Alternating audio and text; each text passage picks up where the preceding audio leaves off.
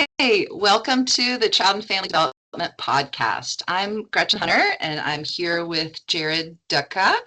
And I'm so excited to talk about a very creative and cool idea to get kids really motivated to meet their speech and language goals using Minecraft as a therapeutic tool. And so I wanted to talk to Jared about this really cool idea that he came up with and is offering in a group format. So it might surprise you that, use of a video game could actually support speech therapy goals, especially social communication and social skills. Jared, how does that actually work? How are kids able to practice social skills using a video game? Sure. Yeah. So I had noticed with a lot of my kids that, especially the older ones, the hardest thing sometimes is motivation in therapy. And a lot of my older kids are very motivated by video games. And so I started thinking, like, how could I get them involved and motivated using video games? And many of my kids are into Minecraft. And so I developed a way to use Minecraft to work together and work on different social skills. And it's been a very interesting experience. Are the kids liking it? Did it work? Are they engaged? Yes, very, very much so. It is it is something that they say they have all been looking forward to and they look forward to each week. So I would say it's working. Awesome. Okay, so how did you actually build a group and a tool? Sure. So I played Minecraft before when I was younger, so I had the understanding of how Minecraft itself works. And what I did is I created my own personal private Minecraft world. Um, and I am kind of the host and the moderator of the group, so I have control over the whole world. And the kids will come in, they'll bring their own device, and then they join the world. And I can kind of control everything and all the aspects of the world and things that happen in the world to kind of keep them on track or, actually engaging with each other. Okay, so that doesn't sound like a free for all or just like open game time. I mean, that makes a lot of sense that kids would probably need the therapist to kind of guide them, keep them on track. Like Yeah. how do you structure that? Like, are you, um, you're what's that movie? The Turner Show? No, what was it called? I'm going off where you're like the director of like this Yes. cool Yeah. world. Okay. Yeah. Yes. So yeah, they definitely it's definitely not free for all because if it was, then I don't think we'd get anything done. So basically what we do is when they come in, we'll spend the first 5 minutes just running through like how was your week? Let's share something about our week or our weekend. And then once they're in the world, I kind of have control over everything. So I can, if I want to purposely sabotage something, I can do that without them even really knowing. Or if I want to create a problem in the world, like, oh no, someone's house is on fire, or we're out of food. I can control those things and kind of direct the way that they go about it, and purposely make them interact with each other. So if we need food, well, only one person going out and trying to get food for 4 or 5 people, it's not going to be enough. It's going to take a really long time. So they have to work together to pair up and who wants to come help me, or does anybody have an idea of how we could solve this problem that just happened to pop up in our world. So it definitely Sneaky. I helps. like it. Yeah, it helps having a game like Minecraft where there is already like a moderation kind of setting set up, so I can be completely invisible in the world and they have no idea that I'm the one causing these problems. So yeah. I'm a pediatric neuropsychologist, and so always so interested in kind of just learning and how kids learn and behavior and research. And so I looked into some research about this, and it's really interesting. There definitely has been some research to really validate what you're doing about game-based interventions, and that there's some actual research to say some growth in emotional awareness and understanding and interaction skills and social behaviors. And I was I was trying to understand the mechanism, and it just seemed like if kids are into it, they're so much more engaged and they're willing to practice. And that Yeah. makes total sense to me that, like, if versus like if we teach skills in kind of a boring way, then kids aren't gonna, get the Right. practice to be able to generalize to outside the therapy room. That makes a lot of Right. sense to Yeah. me. Hmm. Yeah. And so, what are some of the kind of social skills that you are trying to target? And what have you seen in terms of how that's going? Sure, yeah. So, kind of the main ones that we're targeting right now are obviously turn taking.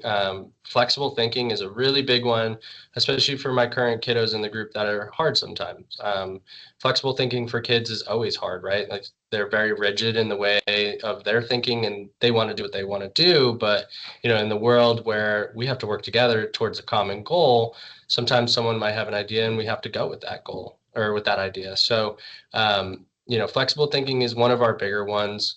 Compromising along the same lines, compromising Mm. with a friend, um, working together, like emotional kind of regulation and understanding of like, you know, you knocked down my house or you knocked down my tree or you took something I wanted, and kind of being able to regulate in that moment of like, okay, is this a really big problem or is this something that we can kind of work through together by talking about it? So kind of working through those joint attention and helpful feedback is like another big one. Are kind of the main goals we're working towards right now. I feel like that's so interesting. I've read about teachers, using Minecraft, kind of the educational version, with a similar kind of thing to meet their kind of lesson plans and to help Mhm. kids, learn about history and all kinds of stuff. I just think that's really interesting and really indicates, just how creative, you're trying to be to really drive kids' engagement. And I think I was also thinking, for some kids, coming to therapy, they really enjoy, but for others, it can make them feel kind of different to do something that, and so in some ways, this I think feels more like maybe a camp Mhm. or, kind of a Yeah. themed group that lots of their peers are doing. And so that might make them, feel even more, comfortable being able to kind of come and hang out with other kids and not feel like they're like working on goals. Yeah, yeah, and that's I feel like one of the main things that I tried to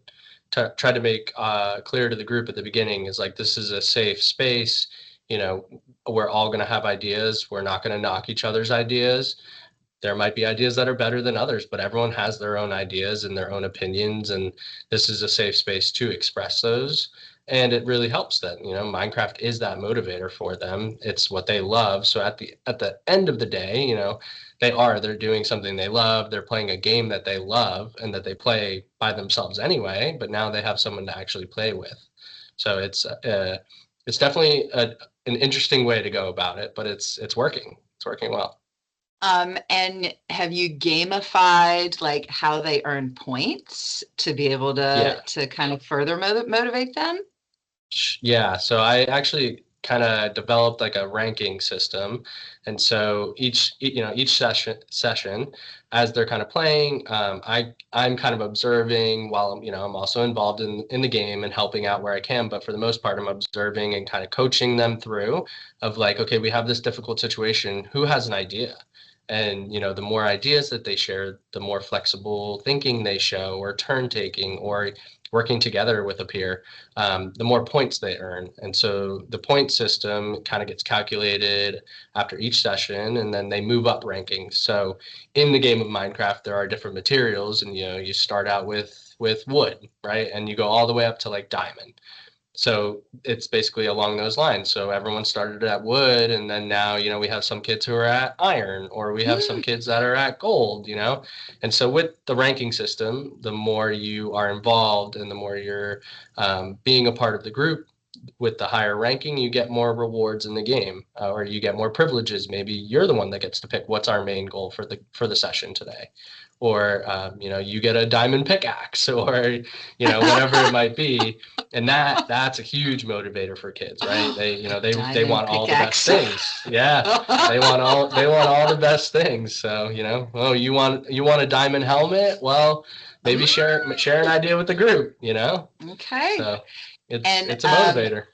have you seen any generalizing so far, in terms of kind of what they take home, or have parents reported any, that like Yeah. once you hone in on a really specific social skill, I've found through, running groups that definitely weren't as interesting as this, but, kids can really like, oh, that's what, like that's what you want me to do. And so we praise as adults and it works great. And we want that to just be a life skill, the idea of compromise or whatever. Have you seen early ideas about generalization or being able to take these out into the real world? Yeah, so actually it's funny. Two of the kids in the group currently are now friends that are planning to hang out outside of the group. Oh. Ooh, excuse me. So there's that, and then uh-oh. Take your time. Cut. Ooh. Hold on. Take your time. Corey, cut. Oh, I felt that tickle coming on. Woo. Okay. All right, we'll run the question back and we'll restart. Okay, let's see. Carryover. Yeah. Have you, so they're totally into it. It sounds like you've really been creative and structuring in ways to help them learn skills and meet their goals. Have you had any feedback on generalizing outside the group yet? Are they able to take these skills into real life situations? Yeah. So actually, ironically, two of the kids that are in the group are now friends outside of the group and are planning to start hanging out together outside of the group and outside of therapy. So that is a big step, especially for these two kids who, making friends is hard. Aside from that, though, I have gotten some feedback from parents already about, being a little bit more flexible with their thinking or being more motivated to at least share an idea for something rather than just kind of going along with the flow of everyday life. So, we're starting to see a little bit of carryover, but I feel like by the end of the group, we'll probably see some more progress. But it's good to at least start kind of seeing some kind of carryover. And are you encouraging parents to get right in there and play Minecraft with them because it has such great teaching skills? Oh man. Again, cut. Oh my God, I keep getting this tickle. I'm sorry. We'll get there. We need a lot of lead time. A lot of lead time. Oh.